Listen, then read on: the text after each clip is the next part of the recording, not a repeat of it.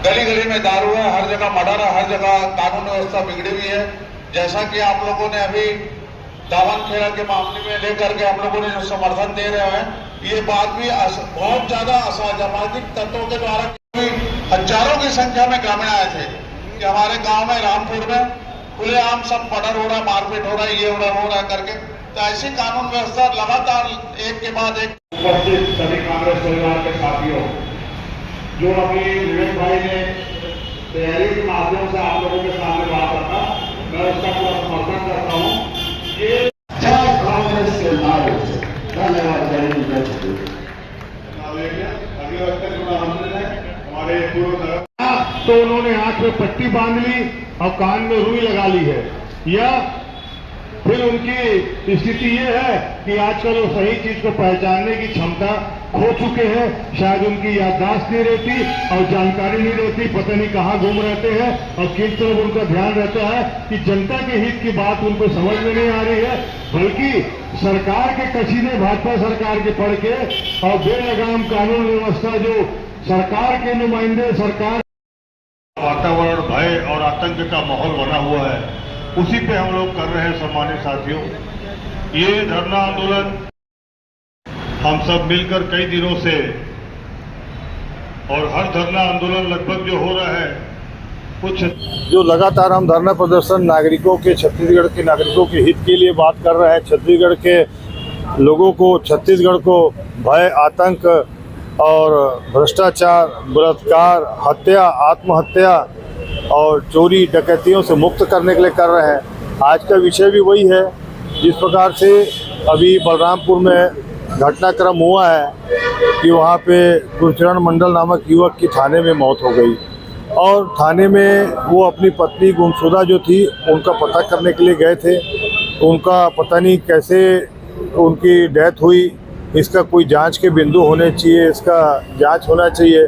तो पारदर्शितापूर्वक जांच हो नहीं पा रही है कि वहाँ पे टावेल कैसे आया, 24 घंटे से ज़्यादा उनको कैसे वहाँ पे रखा गया पुलिस कस्टडी में। प्रशासनिक तंत्र को, चाहे वो पुलिस प्रशासन हो, चाहे वो स्वास्थ्य विभाग का प्रशासन हो, चाहे किसी विभाग का हो, भाजपा के लोग, भाजपा के मुख्यमंत्री विष्णुदेव साय जी, अब गृह मंत्री विजय शर्मा जी पारदर्शिता पूर्वक किसी बिंदुओं पे कोई भी घटनाक्रम की जांच करने नहीं दे रहे हैं। उससे इनकी सरकार का नाम बदनाम होगा, और उसके हो सकता है पीछे भाजपा के लोग हों, इसलिए भी वो हाथ को बांधे हुए हैं। और अभी कुछ दिन पूर्व ही जिस प्रकार दामाखेड़ा में आपने देखा कि वंशाचार्य उदित मुनि नाम साहेब जी के यहाँ पथराव हुआ, हथियारबंद लोगों ने उनकी हत्या का प्रयास किया, तो ये घटनाक्रम बहुत निंदनीय है। सदगुरु कबीर साहेब जी के अनुयायी और साहेब जी के घटना यहाँ इस प्रकार का घटनाक्रम हो रहा है, तो न तो छत्तीसगढ़ में साधु संत सुरक्षित है, न ही कोई जनता सुरक्षित है। और उनका भी कारण यही था, जैसे पता लगा कि उन्होंने वहाँ पे गांजा, चरस कुछ बिक रहे हैं, इस प्रकार की नशीली दवाएं, उसका वीडियो उन्होंने वायरल कर दिया, तो हथियारबंद लोगों ने वहाँ पर हमला किया। तो ये बहुत चरम सीमा में हो चुका है छत्तीसगढ़ में नशीली दवाओं का कार्य, और हत्या, घटना, बलात्कार, चोरी, डकैती, सब प्रकार की घटनाएं हो रही है।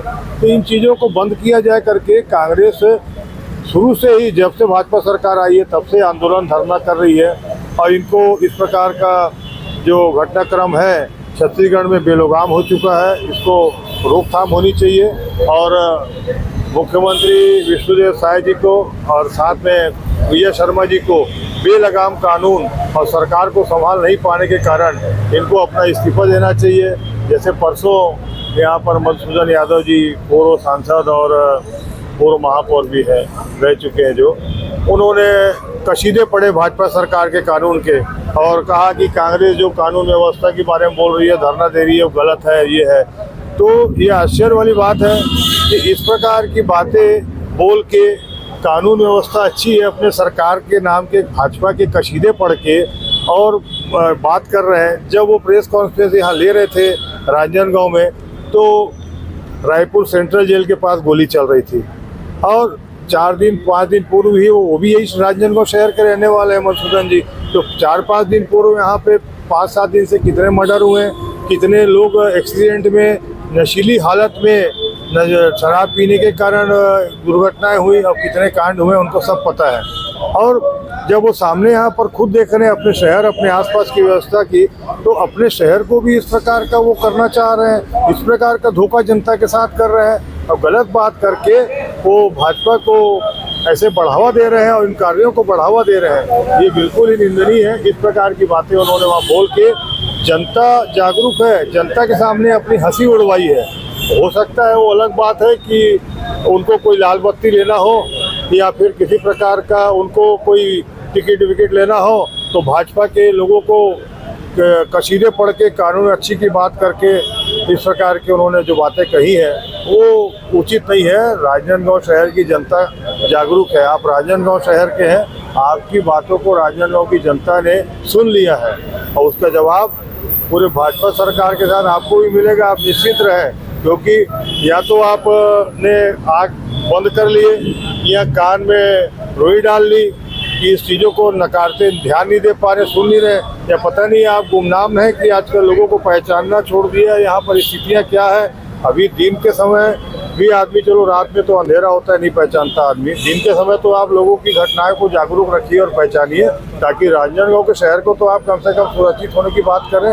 उनको ये बोलना चाहिए कि कानून व्यवस्था सुधरनी चाहिए। सरकार कोई भी हो, चाहे कांग्रेस की हो चाहे भाजपा की हो, तो सरकार के ऊपर रहता है, सत्ता सरकार के ऊपर, कि उसको कानून की व्यवस्था का नियंत्रण कैसे बनाए, कैसे हो रही आपराधिक घटनाओं को रोके और कैसे अमन शांति सुख से हमारे शहर के, हमारे छत्तीसगढ़ के लोग रहें। इसके लिए हम भी प्रतिबद्ध हैं। कांग्रेस आखिरी तक के आंदोलन करेगी और भाजपा सरकार के द्वारा इस प्रकार की गई घटनाओं को विराम लगाने के लिए हम प्रतिबद्ध हैं। 8-9 महीने की भारतीय जनता पार्टी की सरकार में सीरियल वाइज, जो चाहे वो दामाखेड़ा को ले लो, इससे पहले गिरोधपुरी है, लोहारीडीह, कवर्धा हो गया, सूरजपुर, बलरामपुर, ऐसी बड़े बड़े घटना भारतीय जनता पार्टी के जो शासनकाल में अभी जो घटना घट रहे हैं। आप देखो, धर्म के केंद्र है गिरोधपुरी, जहां लाखों लोगों की आस्था जुड़ा हुआ है।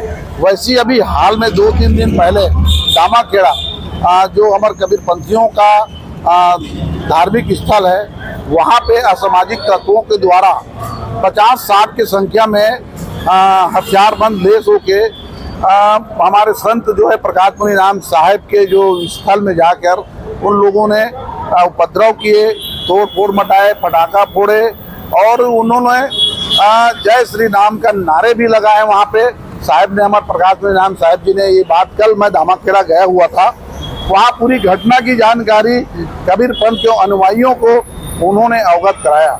उन्होंने ये भी कहा कि आज 4-5 दिन हो चुके हैं और 14-15 जो आरोपी पकड़ा चुके हैं, लेकिन पुलिस के द्वारा अभी तक उनसे न कोई पूछताछ की, न घटना की विस्तृत जानकारी हमारे साहब को बताए हैं। उन्होंने वे जानना चाह रहे हैं कि हमारे साथ ये घटना क्यों घटी।